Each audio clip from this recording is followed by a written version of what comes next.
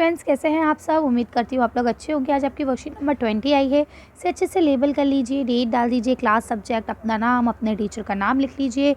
चलिए पढ़ना शुरू करते हैं। तो देखिए यहाँ पे आज हम लोग भिन्न और भिन्नों की तुलना करना सीखेंगे। तो चलिए देखते हैं क्या है।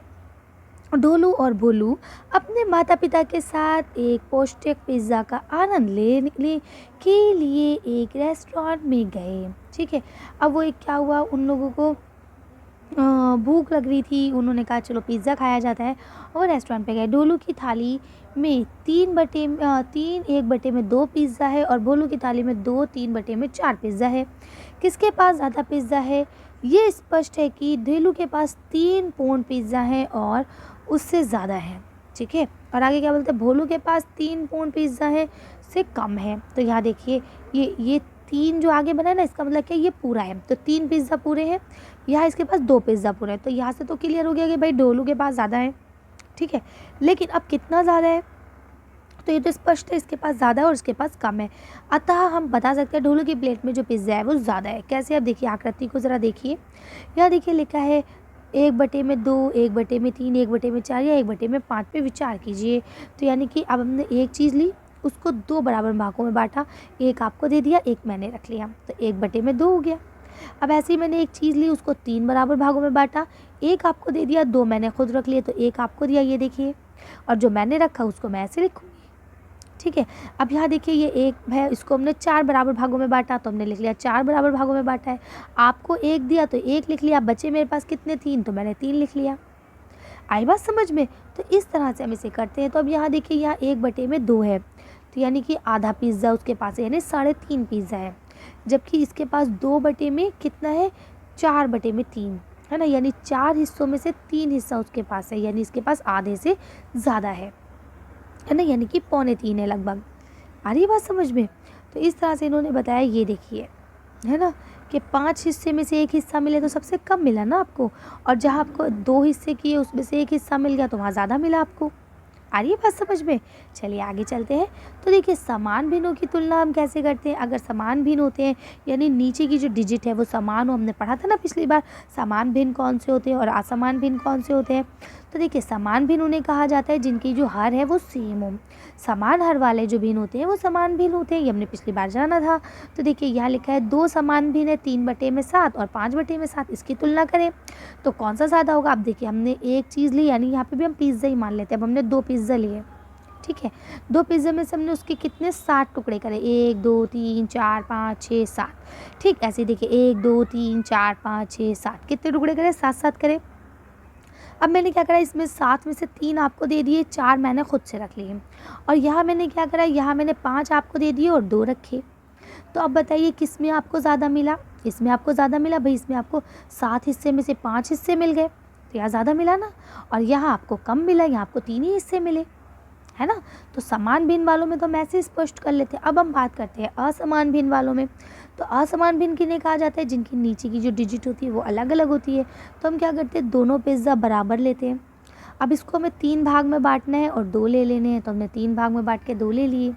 ठीक है, और यहाँ हमें 4 भाग में बांट के 3 ले लेने हैं। तो आपको देख पा रहे होंगे यहाँ इतना फ़र्क आ रहा है, तो यानी कि इसमें ज़्यादा मिला आपको, तो आप ऐसे कर लेंगे। तो ये इसको मापने का एक तरीका होता है। इस तरह से आप मापेंगे ना, आपको आसानी से समझ में आ जाएगा। अब यहाँ लिखा है हमें तुल्य भिन्न ज्ञात करके भी भिन्न को तुलना कर सकते हैं, इसको हम ज्ञात भी कर सकते हैं। आइए समझते हैं कि अगर इस तरह से हमें दिया जाए 2/3 और 3/4, तो इसे हम कैसे करेंगे। देखिए एक तो हम ये कर सकते हैं कि भाई 2 बराबर के हम पिज़्ज़ा बनाते हैं। ठीक है, ये तो तरीका है ही हमारे पास कि हमने 2 बराबर के पिज़्ज़ा बनाए और इसमें हमने 3 हिस्से लगाए। ठीक है, और इसमें हम कितने हिस्से लगाएंगे, 4 हिस्से लगाएंगे। ठीक है, यहाँ 3 हिस्सों में से 2 आपको दे देंगे और या 4 हिस्सों में से 3 आपको दे देंगे। तो आपको किस में ज़्यादा मिला, जाहिर सी बात में आप कहेंगे मैम आप हमें इससे ज़्यादा मिला। देखिए यहाँ इनका आंसर भी यही ज़्यादा आ रहा है कि 3/4 जिसमें उसमें ज़्यादा मिल रहा है ना। लेकिन अब आप इसको अगर हम इस तरह से ना करना चाहें, हम कहें नहीं हमें ड्राइंग के थ्रू नहीं करना है, हमें सॉल्व करना है, तो हम सॉल्व कैसे कर सकते हैं बेटा। तो सॉल्व करने के लिए हमें नीचे के जो भिन्न होते हैं ना उनको सेम करना होता है। तो उसको हम कैसे सेम कर सकते हैं, देखिए यहाँ जो तरीका किया गया है ठीक है, लेकिन मैं आपको एक अलग तरीके से समझाती हूँ। इसी तरीके को समझाऊंगी लेकिन थोड़ा अलग वे में। क्या करते हैं हम, जैसे 2/3 है ना, इसको 2/3 रखेंगे। ठीक, और क्या करेंगे, इधर वाला जो 4 है ना, इसको दोनों तरफ से मल्टीप्लाई कर देंगे ऐसे, 2/3 इंटू 4/4। तो देखिए कितना हो जाएगा, 4 दूनी 8 और ये हो जाएगा 4 तिया 12। ठीक है, इसी तरह से अब जो ये वाला भिन्न है 3/4, इसको हम क्या करेंगे, जो इधर वाला 3 है ना, इससे मल्टीप्लाई कर देंगे, 3/3। तो देखिए ये हो जाएगा 3 तिया 9 और ये हो जाएगा 4 तिया 12। तो अब देखिए नीचे की डिजिट दोनों सेम आ गई, नहीं आ गई है। तो हमने ये किया, समझ में आ रही है बात कैसे किया, कि नीचे की जो डिजिट थी इसको एक बार इससे कर दिया और इसके नीचे की जो थी उससे इससे कर दिया, और ऊपर नीचे दोनों तरफ किया, याद रखिएगा। अब हमारा यहाँ देखिए इनका भी यही आंसर आया, 8/12, तो ये देखिए 8/12, और 9/12, तो ये देखिए 9/12 आया। तो इसका मतलब क्या हुआ, कौन सा बड़ा हुआ, 9/12, यानी 12 हिस्से लगे, 12 में से 9 आपको मिले। यहाँ 8 हिस्से मिले 12 में से, तो इसमें ज़्यादा मिले ना, तो यही वाला ज़्यादा हो गया। तो इस तरह से हम देख सकते हैं। अब यहाँ देखिए लिखा है आओ करें, यहाँ लिखा आकृति का प्रयोग करते हुए निम्न भिन्न को तुलना कीजिए। अब यहाँ पे आपको ये 2 तुलना करनी है आकृति का इस्तेमाल करते हुए, तो चलिए इसको आकृति का इस्तेमाल करते हुए कर लेते हैं। यहाँ देखिए मैंने आपको इस तरह से करके दिखा दिया है। ये आपके देखिए 1 2 3 4 5 5 थे, यहाँ पे भी देखिए 1 2 3 4 5 5 हैं। ठीक है, तो इसमें 5 में से 3 हिस्से आपको मिले थे, ये था 3/5 और ये था आपका 1/5, है ना। तो अब बताइए किसमें आपको ज़्यादा मिला, 3/5 में आपको ज़्यादा मिला। कर सकते हैं। अगला वाला देखिए अगर आप, तो इसमें आपका नेक्स्ट में क्या था, 1 2 3 4 5 6 7, तो ये कितना है, ये आपका है 5/7 और ये आपका है 3/7। तब आपको किस में ज़्यादा मिला, इस वाले में ज़्यादा मिला। ठीक है, तो ये आप इस तरह से कर सकते हैं। देखिए यहाँ लिखा है ना, तुल्य भिन्न का प्रयोग करते हुए भिन्न की तुलना कीजिए। यहाँ पे आपको इस तरह से करना है, तुल्य भिन्न का प्रयोग करना है। ठीक है, तो इन दोनों का भी देख लेते हैं। देखिए बच्चों, ये आपका क्वेश्चन नंबर ए है, तो अब हमें ए में 2 को कंपेयर करना था, इसको इससे कंपेयर करना था। ठीक है, तो जैसा कि आपकी वर्कशीट में मेथड दिया गया है उसके अकॉर्डिंग अगर हम बात करें तो हमें इसका और इसका टेबल आगे तक पढ़ना होता है। ठीक है, इस तरह से इसका और इसका टेबल पढ़ना होता है। कब तक पढ़ना होता है, जब तक नीचे वाले दोनों के डिजिट की संख्या जो सेम ना आ जाए। अब देखिए 5 2 = 10, 5 3 = 15, 5 4 = 20, 5 5 = 25, 5 6 = 30। ठीक, अब 6 को बढ़िए, 6 2 = 12, 6 3 = 18, 6 4 = 24, 6 5 = 30, 6 6 = 36।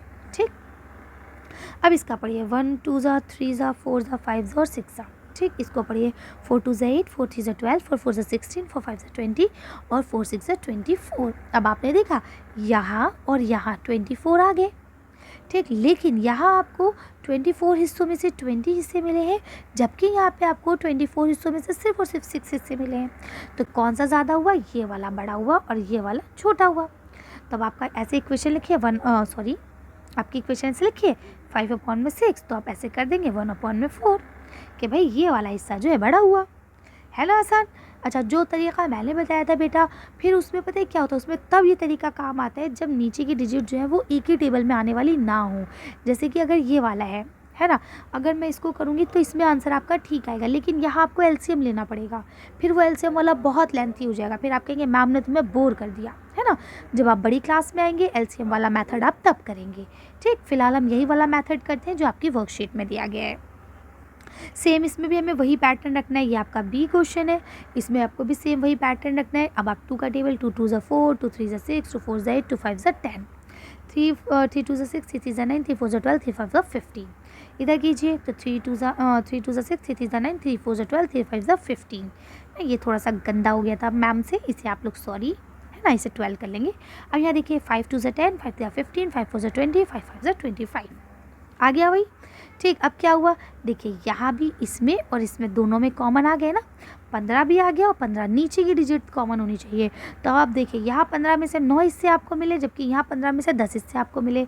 तो कौन सा वाला बड़ा हुआ, तो आप इसमें भी ऐसे ही कर देंगे कि भाई मैम ये वाला हिस्सा बड़ा हुआ। ठीक है, कर लेंगे। चलिए, तो उम्मीद करती हूँ आपको अच्छे से समझ में आ गया होगा। अब आज की वर्कशीट को हम ये खत्म करते हैं। अच्छी वीडियो में बस इतना ही। अगर आपका वीडियो पसंद आई हो तो प्लीज़ इसे लाइक और शेयर करें। अगर अभी तक आपने हमारे चैनल को सब्सक्राइब नहीं किया तो प्लीज़ हमारे चैनल को सब्सक्राइब करें। Thank you for watching.